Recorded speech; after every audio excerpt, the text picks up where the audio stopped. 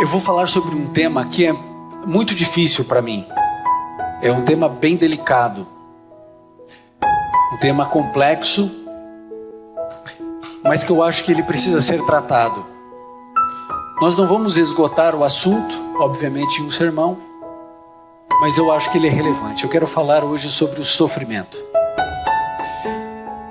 E o sofrimento é um terreno sagrado, porque todos nós sofremos. E embora hoje seja uma manhã de festa, de alegria, estamos unidos, reunidos, todos nós sofremos.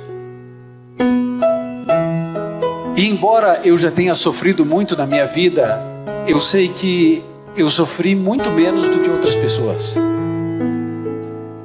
E cada um sabe a alegria e a tristeza de ser quem é.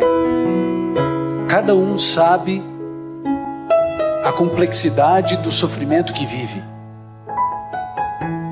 O sofrimento, alguns teóricos dizem que seria da alma e as dores do físico. Fazem essa dicotomia didática, mas não importa, todos nós sofremos. Seja com a velhice, que é um sofrimento, nós não temos mais 16 anos. O envelhecimento é a morte que se aproxima, é a força que se esvai, seja através de uma doença, seja ela tratável ou não, os sofrimentos psíquicos, emocionais, todos nós sofremos. O diabo quer que você pense que Deus é o causador do sofrimento,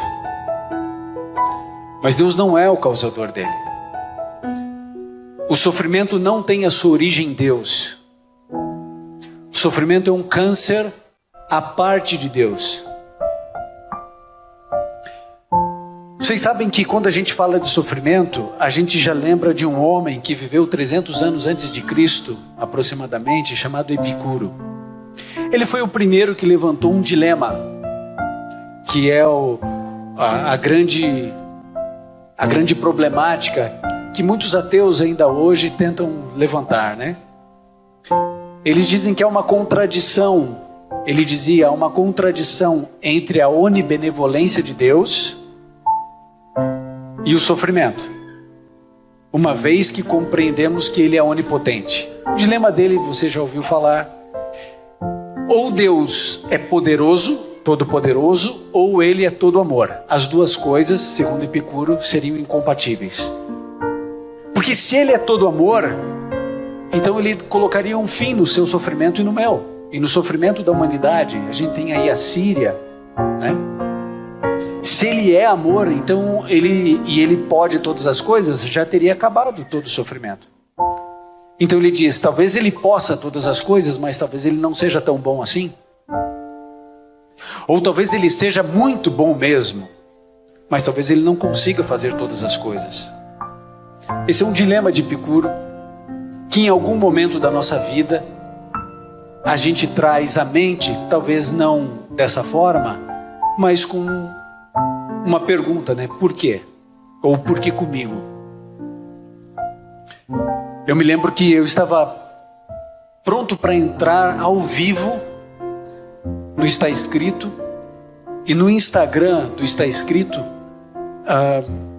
alguém colocou ali nos comentários para todo mundo ver. Ele disse assim: por favor, orem pela minha mãe. Eu olhei a foto dele, era ele, a esposa, um filhinho ou filhinha, não me lembro, de uns 10, 12 anos. Ele dizia: por favor, orem pela minha mãe. Ela mora em um determinado estado aqui do país, e ela mora sozinha, e entraram na casa dela, roubaram tudo e a violentaram. Uma senhora. Por que Deus permite essas coisas? Todos nós, durante essa semana, vimos fotos de crianças sofrendo na Síria. Por que Deus permite isso? Por que Ele permite que uma criança nasça defeituosa? Por que Ele permite funerais como uma vez eu vivi, acho que a Luciana lembra desse funeral. O pai foi assassinado. Deixou 3 filhos pequenininhos. Eu fui fazer esse funeral. As crianças se agarravam no caixão e berravam. As 3. Todo mundo longe do caixão. A esposa destruída e os 3 abraçando um caixão. Por que Deus permite isso? Por que o fim de cada ser humano é um final de dor? Por que essa realidade é tão forte? Por que Deus simplesmente não põe o fim? A gente ouve tantas coisas, a gente ouve os pregadores dizendo assim, não, Deus vai pôr um fim, mas tem um momento certo para isso acontecer. E a gente não tem dúvidas de que Deus vai pôr um fim em tudo isso. A questão é, quanto eu vou pagar enquanto Ele não põe um fim? Quanto eu vou ter que sofrer? Bom, eu quero fazer um estudo de caso com você, a partir de um personagem bíblico. Eu gostaria que você abrisse a sua Bíblia no livro de 2 Coríntios, no capítulo 12, a partir do verso 7. 2 Coríntios 12, a partir do verso 7. Você conhece bem esse texto? Refere-se à vida do apóstolo Paulo. E aqui nós lemos o seguinte. 2 Coríntios 12, a partir do verso 7. Para impedir que eu me exaltasse, por causa da grandeza dessas revelações, foi-me dado um espinho na carne, um mensageiro de Satanás para me atormentar. 3 vezes roguei ao Senhor que o tirasse de mim, mas Ele me disse, a minha graça é suficiente para você, pois o meu poder se aperfeiçoa na fraqueza. Bom, eu quero lembrar para você um pouquinho quem foi Paulo. Paulo, antes de ser Paulo, você lembra bem da história, ele era Saulo, ele era um perseguidor, ele era um indivíduo rico, ele era fariseu dos fariseus, ele aprendeu com o melhor mestre de todos, que era Gamaliel, ele era um homem que tinha um status social, todo mundo queria ouvir o que Paulo ou Saulo tinha para dizer. As grandes mentes da sua época ficavam extasiadas com a sabedoria dele. Você se lembra? Paulo um dia vai a Atenas e ele vai nas ágoras pregar o evangelho do Deus invisível. E os atenienses, o berço da filosofia, os grandes filósofos ficavam boquiabertos, porque eles não era um conhecimento e uma inteligência que eles nunca tinham visto. Então era um homem com um intelecto talvez muito superior ao de muitos de nós aqui. Era um homem rico, talvez muito mais rico do que muitos de nós aqui. Era um homem que tinha um status social grande, tanto dentro do judaísmo quanto no meio romano, porque ele era cidadão romano, ele não havia comprado a sua cidadania, ele era um cidadão de natureza, de nascença, cidadão romano. Então ele tinha um trânsito grande em Roma e por isso pôde pregar para os romanos de maneira tranquila. Ele também tinha um trânsito em toda a sinagoga, lembrando que a sociedade judaica ela é toda centrada na religião. Então ele era um grande líder, um grande homem. E ele odiava os cristãos, essa seita que na cabeça dele era maligna, né? Era uma erva daninha que precisava ser destruída. E dentre as suas grandes perseguições, ele pega uma carta em Jerusalém para poder prender pessoas em Damasco. E ele está indo, vocês se lembram disso, né? Ele está indo para Damasco e de repente ele cai de onde? De onde que ele caiu, gente? Eu não sei quem que colocou cavalo nessa história.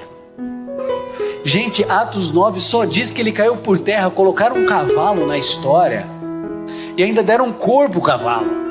Pessoas lembram do cavalo branco de Paulo?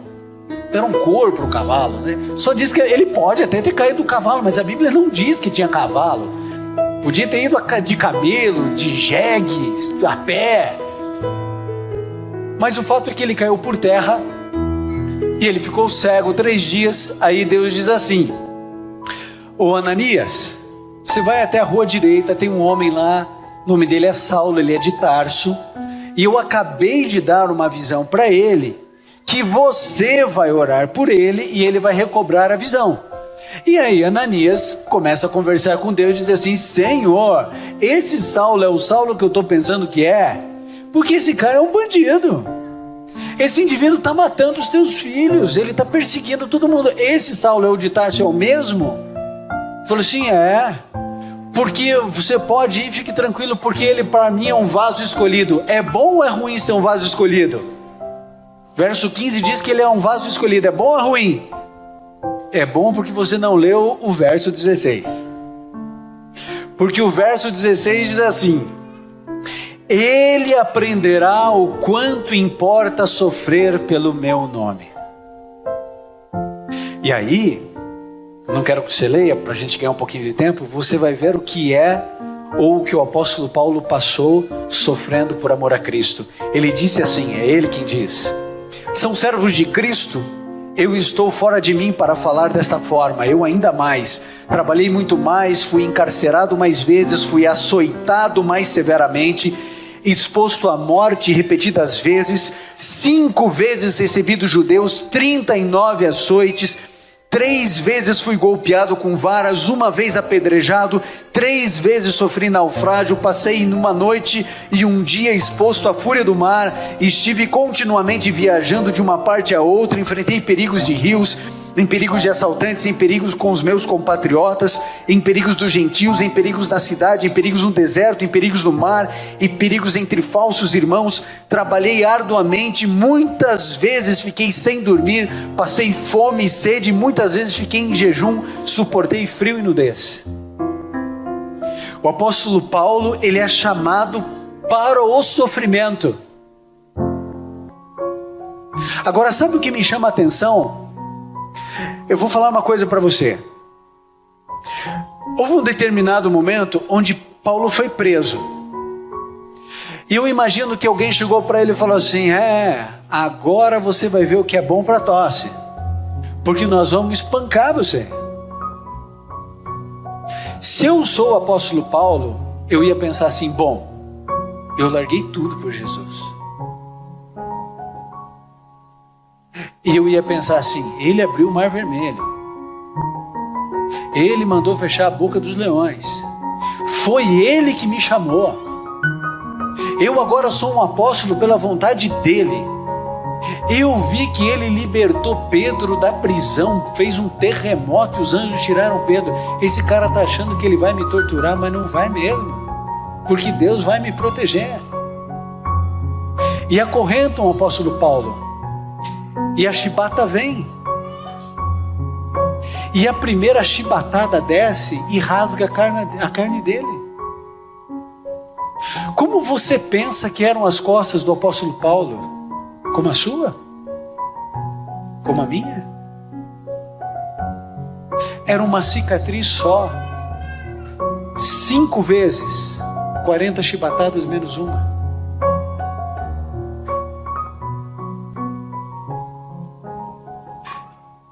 Se eu sou Deus, eu não ia deixar nada acontecer com esse homem, que é o maior evangelista da história depois de Cristo. Mas Deus deixou. Ele foi apedrejado, dado como morto. Aí sabe o que eu fico indignado?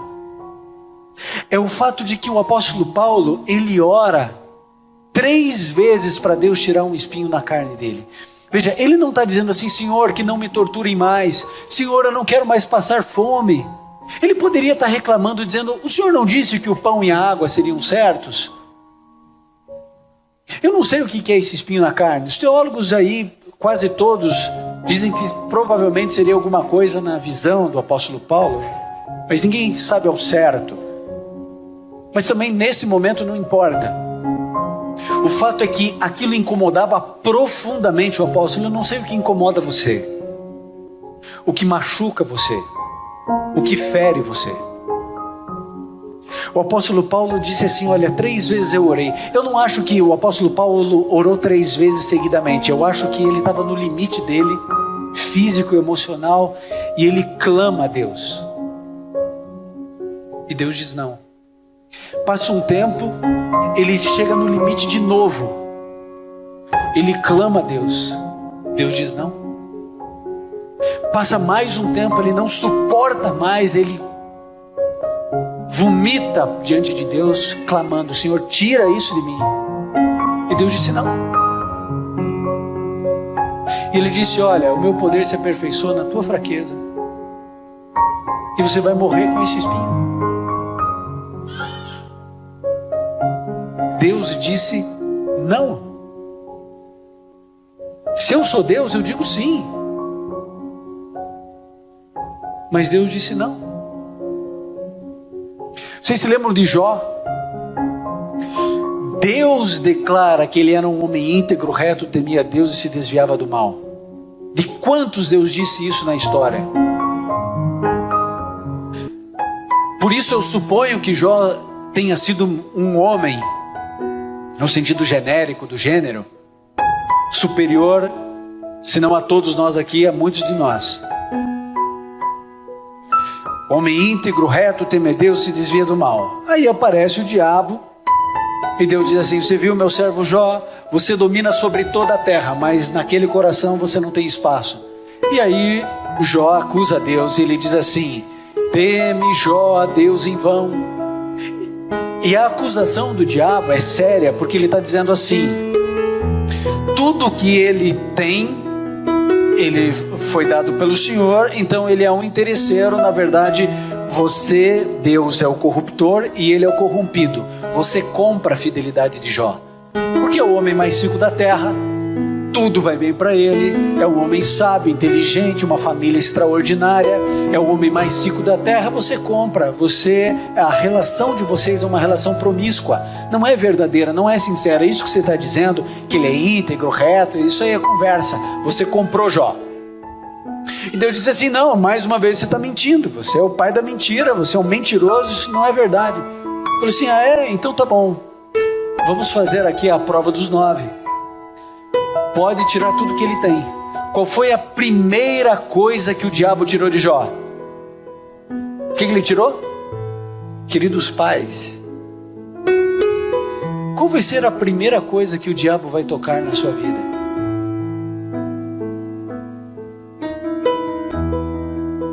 O que você prefere perder, um braço ou um filho? Se ele puder, ele vai tirar o que de você? Teu braço?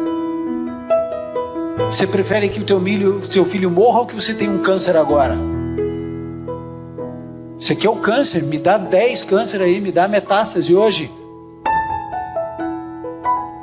Ele vai lá e tira os filhos, os 10 de uma vez.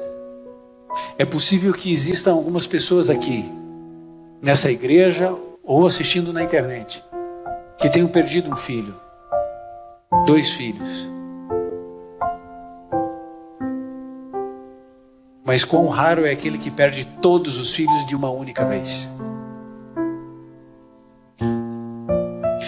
Quando ele está recebendo a notícia que os seus filhos morreram, chega um indivíduo e diz assim: olha, só eu sobrevivi. Roubaram tudo que você tem. É possível que alguém aqui já tenha perdido o emprego. É possível que você já tenha passado dificuldade financeira.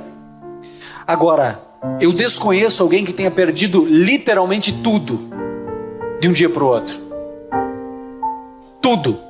Porque naquela época não tinha banco, né? A riqueza estava nos animais.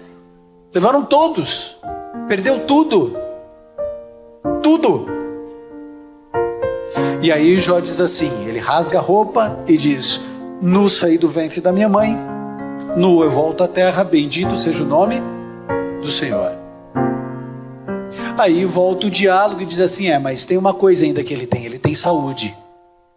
Aí Deus diz assim: tá, pode tirar a saúde dele, só poupa a vida. Aí eu pergunto para vocês: você acha que o diabo colocou uma doença mais ou menos, ou foi a pior que o inferno pôde criar? Ninguém na história passou o que Jó passou. Alguns querem fazer relação com fogo selvagem. Gente, o diabo criou a pior doença da história, e exclusivamente, a receita exclusiva para Jó. Deus nunca mais deixou ninguém viver aquilo. E ele joga de um segundo para o outro, ele fica em cima de poeira, de pó, ele fica raspando o corpo inteiro em carne viva. A gente põe um dedo num ferro e a gente já não vai trabalhar.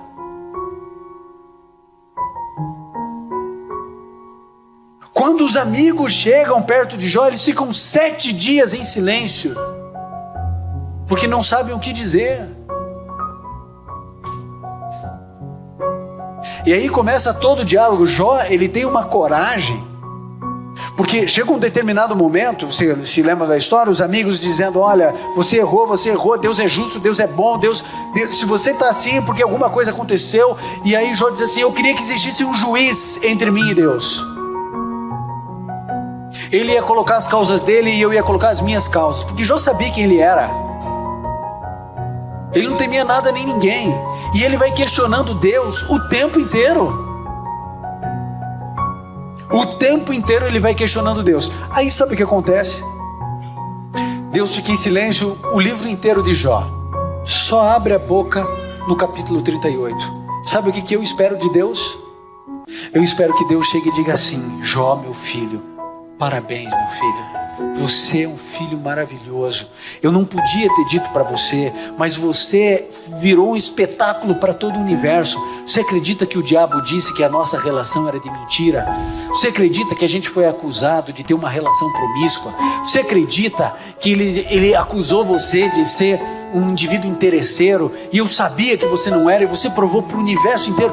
Parabéns, Jó. É isso que eu espero de Deus. Mas sabe o que Deus fala no capítulo 38? Deus chega para Jó e diz assim: quem é você? Agora você vai calar a sua boca e você vai me ouvir. E ele começa: onde estava você, Jó, quando eu fundei esse planeta? Quando as estrelas da alva juntamente cantavam? Onde você estava quando eu estabeleci os astros? Quem é você que encobre o meu conselho? Depois de tudo que Jó passou, Deus diz assim: fica quieto. E mais do que isso, vocês se lembram como os filhos de Jó morreram? Vocês se lembram como foi? A Bíblia diz que foi um vento que bateu nos 4 cantos da casa, redemoinho, e todos, o telhado caiu, a casa caiu, matou todos. Sabe como que Deus aparece para Jó? Num redemoinho, que eu imagino deveria ser o maior trauma e o maior tormento. Jó não podia, naqueles dias de sofrimento, sentir uma brisa que lhe lembrava dos filhos. E quando Deus aparece, ele aparece no meio do seu tormento, e ele aparece como um furacão, como um redemoinho. Ele coloca Jó no lugar dele. Por outro lado, eu encontro na Bíblia a história de 3 mocinhos chamados Sadraque, Mesaque e Abednego, que depois da loucura, da insanidade de Nabucodonosor de fazer uma estátua inteira de ouro, porque o sonho era: olha, vai ser só a cabeça de ouro, ou seja, o teu reino vai passar. E ele diz: não, não vai passar, a estátua inteira de ouro, e todo mundo vai ter que se ajoelhar, e todo mundo vai ter que adorar, e reúne o reino inteiro, e todo mundo tem que se ajoelhar ao som dos instrumentos. E aí então todo mundo ajoelha, porque senão tem pena de morte, pena capital. E aí então os 3 ficam em pé. Nabucodonosor dá uma segunda chance, podia não ter dado, mas diz assim: olha, vai tocar o instrumento de novo, se não ajoelhar, vocês vão lá para a fornalha, vocês vão morrer. E eu adoro a resposta deles, porque eles dizem assim: ó rei, ó rei, o nosso Deus pode nos livrar, mas mesmo que não livre, porque a gente sabe o final da história, mas eles não sabiam.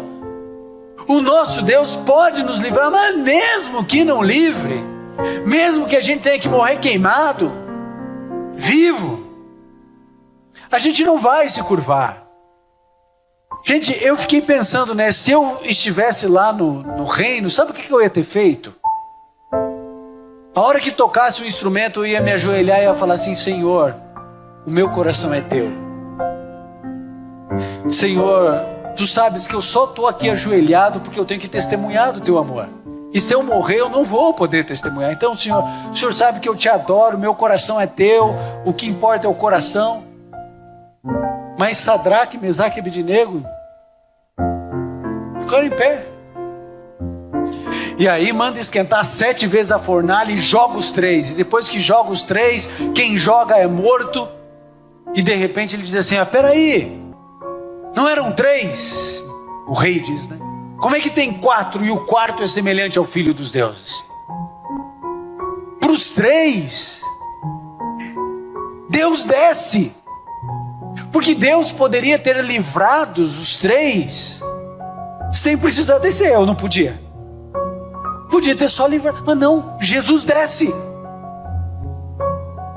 E eu fico imaginando o que eles conversaram dentro daquela fornalha.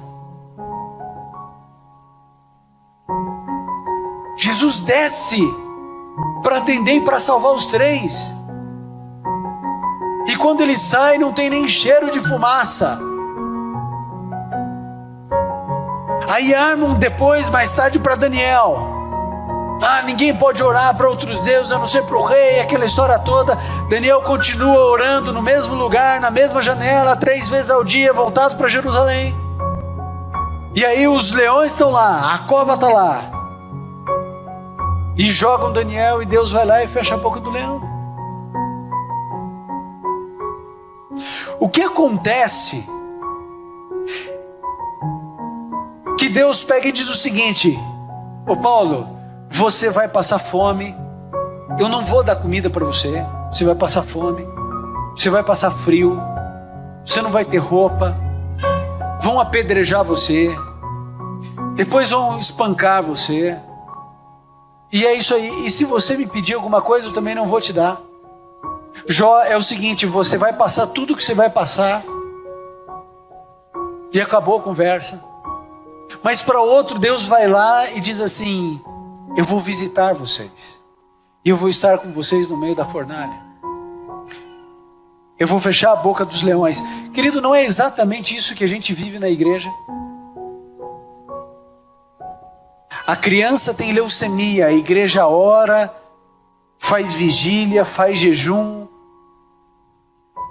e ela é curada. A outra criança tem o mesmo problema, a mesma igreja ora, jejua, faz vigília, e ela morre.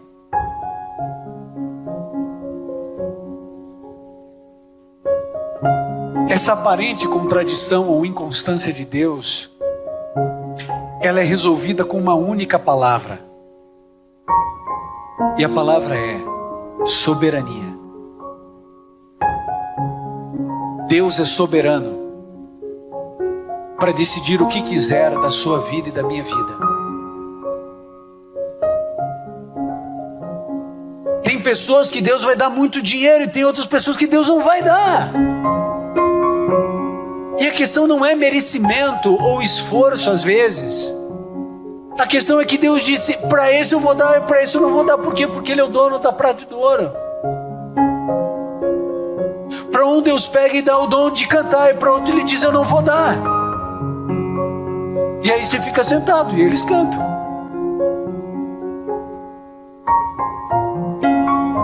E por que você não canta? Porque se você falar que vai cantar, não aparece um para ver. Porque Deus não deu o dom. Para um Deus diz assim: vai morrer bebê. Para o outro Ele diz assim: vai viver até os 99 anos, Billy Graham. Para um Deus diz assim: olha, vai morrer de AVC.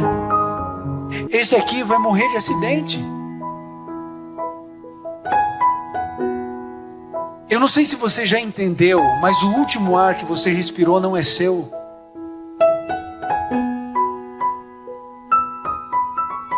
Deus é o nosso dono. E Ele não deve satisfações a você ou a mim. Acredite no que eu vou dizer para você agora. O seu fim será de dor.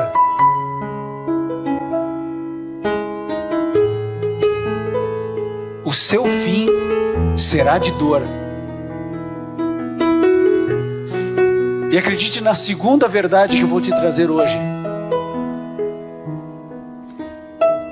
Os piores dias da sua vida ainda não chegaram. Os piores dias da sua vida ainda não chegaram. Nós criamos um evangelho açucarado que não é bíblico. Nós criamos um evangelho de conto de fadas. A gente lê o Salmo 91 e a gente diz lá, a gente lê: 1.000 cairão ao teu lado, 10.000 à tua direita, e tu não serás atingido. E a gente pensa, esse tu aí sou eu. Gente, por uma questão de probabilidade é mais fácil a gente estar entre os 11.000 que tombaram do que esse que ficou em pé. Aliás, a gente não está nem aí com os 11.000 que tombaram. A gente quer saber da gente. Eu estando bem, a minha casa estando bem, está tudo certo. O outro que tenha câncer, o outro que esteja no hospital, se eu não conhecer, melhor. Mas nesse exato momento, milhões de pessoas estão doentes à beira da morte que a gente não conhece, por isso que a gente está bem. Porque o sofrimento do outro é do outro, eu tenho os meus, e cada um pega a sua cruz e viva a sua vida. Agora Deus, Ele é soberano para definir tudo na sua vida e na minha. Ele não deve satisfações para mim. Se Ele achar que eu devo morrer amanhã numa viagem com o quarteto, eu vou morrer. Você um dia pode estar na internet acessando e falar assim: olha, nós estamos pedindo oração pelo pastor Ivan, que está com câncer, em estado avançado, descobriu só agora. E aí? Pode acontecer com outro e não pode acontecer comigo. Querido, no Brasil, a cada 20 minutos uma mulher é violentada. Mas isso pode acontecer com a mãe daquele rapaz que eu contei no início do sermão. Com a minha, não. Com a minha filha, não.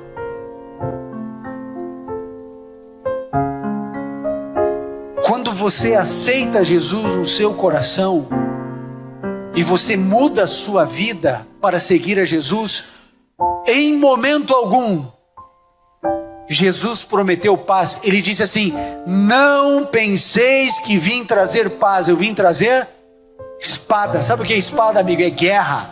E é guerra entre o bem e o mal. E o diabo tem as armas dele, e nós temos as nossas. A nossa arma é o amor, a nossa arma é a verdade, a nossa arma é a justiça, a nossa arma é a bondade. Essas são as nossas armas. As armas dele são doença, morte, assassinato, violência, dor. E você acha que nenhum estilhaço vai pegar em você? Você acha que ele não está atacando a sua família nesse exato momento? Você acha que ele não está tentando destruir o seu filho agora? Querido, entenda uma coisa.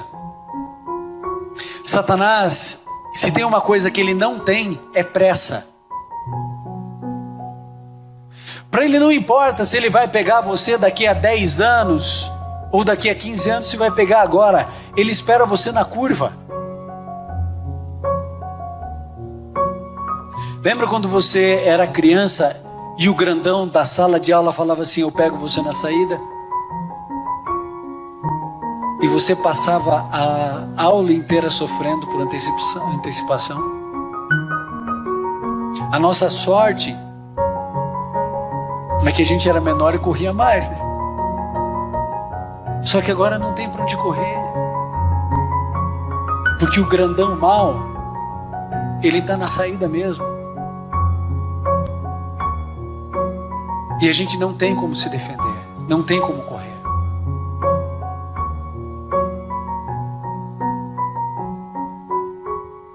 Eu não sei quais são os critérios que Deus usa para salvar um e para deixar que o outro sofra. Eu não sei porque em alguns casos ocorrem milagres sobrenaturais, um negócio fora de tudo, e o indivíduo é salvo. E para outros não.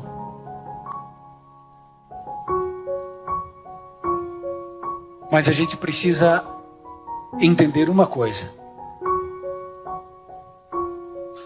Se você sabe quem é Deus, você não precisa de todas as respostas. Você precisa confiar naquele que sabe todas as coisas. E isso é fé. Sabe o que é fé? É você enxergar o invisível.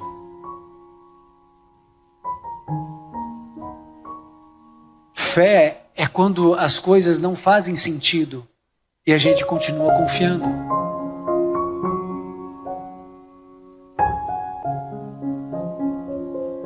Quantos de vocês acham que eu preguei esse sermão com um passarinho vivo no bolso desse paletó? Quem aqui acha que isso é possível? Que eu preguei esse sermão com um passarinho vivo aqui dentro do bolso do paletó? Quem acha que isso é possível? Temos uma criança. Tem alguém que crê que tem um passarinho vivo aqui no bolso? Deixa eu ver se tem uma mão aqui. Tem alguém que crê nisso? Não crê? Mas você está errado. Está aqui. Você está vendo? Quem está vendo o passarinho? Ó, ele vai voar agora. Você crê nisso ou não? Porque você não vê. E porque você sabe que não tem nenhum passarinho aqui. A fé, amigo, é quando você não vê Deus agindo. É quando você não vê sentindo no que está acontecendo, mas você acredita no passarinho que voa, que você não vê. Eu não preciso ver para crer, como Tomé colocou na mente, porque Deus disse: bem-aventurados que não viram e creram. Quantas vezes na minha vida eu não entendi Deus? Quantas vezes Deus não fez sentido? Quantas vezes eu não consegui ver o passarinho que Deus dizia: tá aí o passarinho, tá voando aí na tua cabeça, e eu não vi. Mas isso é fé. É quando as coisas não fazem sentido. Você quer ver uma situação onde nada faz sentido? Eu era professor de Bíblia há muitos anos lá em Curitiba. Eu estava dando aula para o primeiro ano do ensino médio. E eu estava apresentando provas filosóficas da existência de Deus. Não científicas, filosóficas. São os pensamentos e tal, né? E lá no canto, perto da janela, tinha uma menina quase que deitada na cadeira. Seu gestual dizia que ela não estava nem aí para a aula, e realmente ela não estava. E eu lá me acabando, né, tentando trazer um pouco mais de racionalidade à fé daqueles meninos. E a menina nem aí. Alguns prestando atenção, outros ora prestavam, ora não prestavam, mas ela nem aí o tempo inteiro. E no meio da aula, já quase para o final, a menina ergueu uma mão. Eu falei: opa, parecia que não estava prestando atenção, mas tá. Ela ergueu uma mão, eu disse: pode falar. E ela disse assim: ô professor, vamos acabar com essa palhaçada logo? Eu falei: como assim? Essa história de que Deus existe, professor, todo mundo sabe que isso aí foi inventado pelos fracos, que não tem condições de... E aí começou o discurso dela, menina de 16 anos. Eu fiquei ali meio vendido na história, não esperava aquela argumentação, a aula já estava acabando, e o sinal bateu. Eu falei: a gente continua na próxima aula. E eu tinha o costume de cumprimentar os alunos um a um enquanto eles saíam. E eu via que o pessoal ia indo, eu tchau, tchau, tchau, era a última aula da manhã, tchau, tchau. E eu vendo que a menina estava lá, só de rabo de olho, enrolando no material dela lá, com vergonha, né? Eu esperando, tchau, tchau. De repente, quase ninguém na sala de aula. Aí eu cumprimentei e falei: você não sabia que eu tinha uma teia aqui dentro da sala de aula? Ela disse: isso é verdade, eu não acredito mesmo em Deus e tal. Eu falei: não, a gente precisa conversar. Ela disse: a hora que o senhor quiser. Eu falei: então vamos conversar hoje, você pode hoje? Eu falei: sim, pode. Que horas? 2:30. Eu falei: tá bom, na sala pastoral, 2:30, 2:30. Eu nem almocei aquele dia. Eu fui direto para o computador, para a biblioteca da escola. buscar evidências e outras provas de que Deus existe. Eu pensei, essa menina vai sair daqui orando, né? 2h30, menina em ponto ali. E eu comecei a usar meus argumentos. Existe uma técnica, não sei se você sabe, mas de argumentação, que você começa do argumento mais frágil para o mais complexo e mais bem elaborado. E eu usei esse caminho, mas nada demovia a menina. 16 anos, eu pensei, o que aconteceu na vida dessa menina para ela estar assim, 16 anos? Eu sei que chegou uma hora que ela começou a falar, e enquanto ela falava, eu orava. E eu não me lembro o que eu falei. Eu sei que eu falei alguma coisa, alguma frase, e ela se desmontou e ela começou a chorar. Quando ela começou a chorar, eu pensei, agora começou o aconselhamento. Ela chorou bastante. Até a hora ela tinha bastante cabelo, que ela tirou o cabelo que estava grudando no rosto por causa das lágrimas. E ela disse, professor, eu vou contar para você a minha história.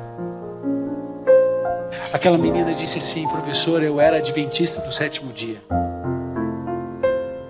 Cresci nessa igreja. Todos os dias pela manhã, a minha mãe pegava a Inspiração Juvenil, lia comigo, a gente tomava o desejum, ela ajoelhava comigo, orava, e eu vinha para essa escola aqui. Sempre morei naqueles predinhos ali, eu sabia quais eram, sempre morei aqui. E assim, eu conhecia e conheço todas as histórias da Bíblia. Todas as histórias que vocês contam, que vocês falam, eu conhecia. E um dia, a minha mãe fez todo o ritual comigo, ajoelhou comigo, a gente orou, ela pediu a proteção de Deus. Eu desci para vir para a escola, me encontrei com a minha coleguinha. Eu estava naquela época na 6ª série, que seria o 7º ano, 12 anos. Eu e a minha coleguinha fomos para a escola. Só que no meio do caminho, professor, 2 homens nos abordaram. Eu vou dizer para o senhor, eu nem tive medo, porque eu conhecia todas as histórias da Bíblia. Eu sabia do Mar Vermelho, eu sabia dos anjos que derrubaram as muralhas de Jericó, conhecia até a história do machado que flutuou. Eu tinha certeza que Deus ia nos proteger.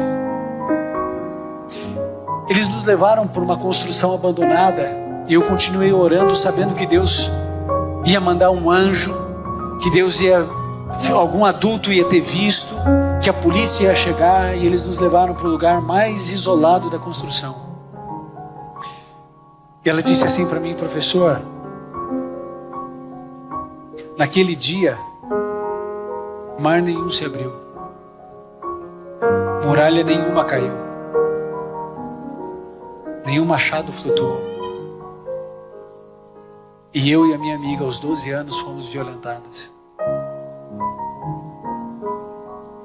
Ela chorando dizia assim para mim, professor, eu prefiro acreditar que Deus não existe do que acreditar que Ele existe e não fez nada. Professor, Deus não fez nada. Nada. Ele viu a minha dor. Ele viu a minha boca sendo tapada. Ele viu cada lágrima que caiu, Ele não fez nada. Eu prefiro acreditar que Ele não existe do que imaginar que Ele existe e não fez nada por mim. Eu não sei o que você diria para uma menina dessa, mas eu sei o que eu disse. Eu olhei para ela e disse assim, menina, perdoe Deus. Perdoe Deus. Não que Deus tenha errado, mas um dia Deus vai colocar você no colo e Ele vai explicar o inexplicável.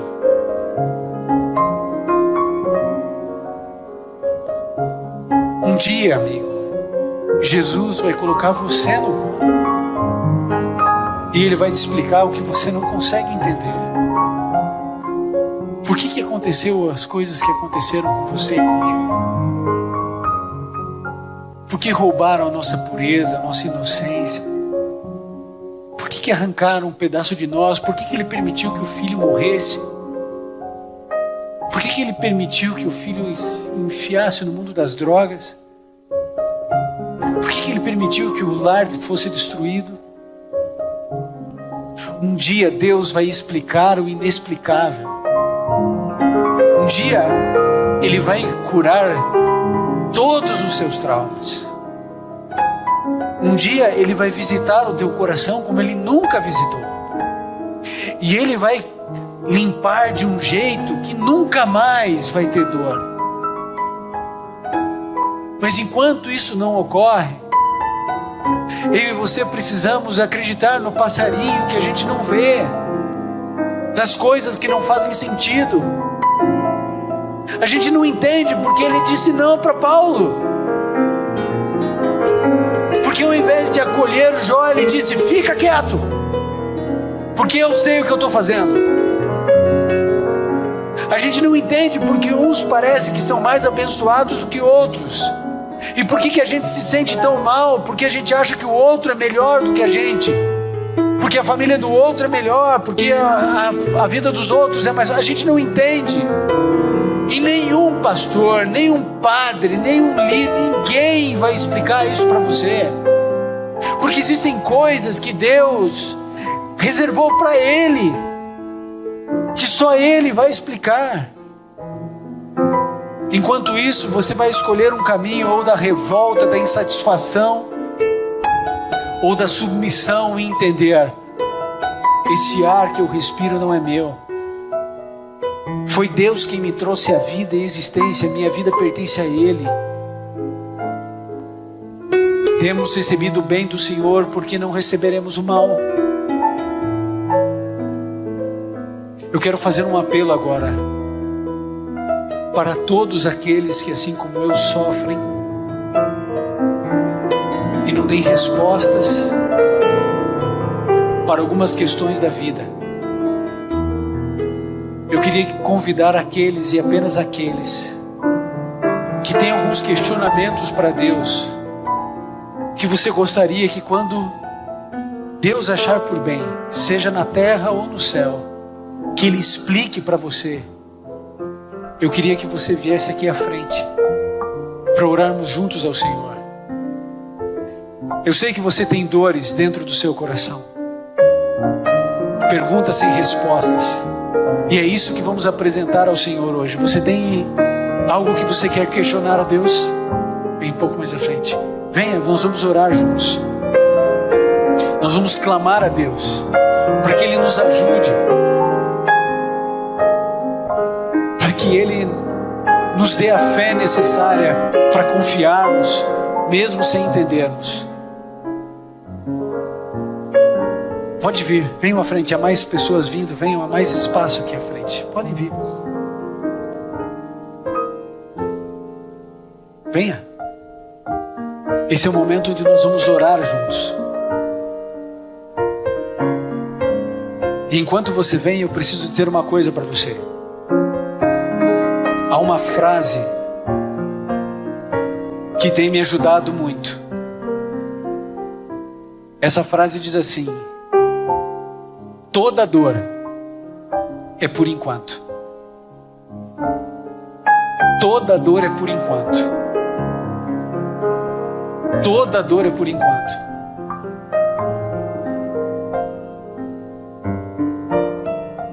Mas enquanto essa dor existir, enquanto lágrimas continuarem caindo do meu olho, do seu olho, elas precisam cair no colo de Jesus.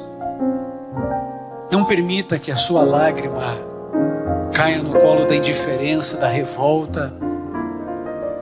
A minha dor e a sua dor precisa estar atrelada ao homem de dores, aquele que é experimentado no sofrimento. Toda dor é por enquanto. Toda dor é por enquanto.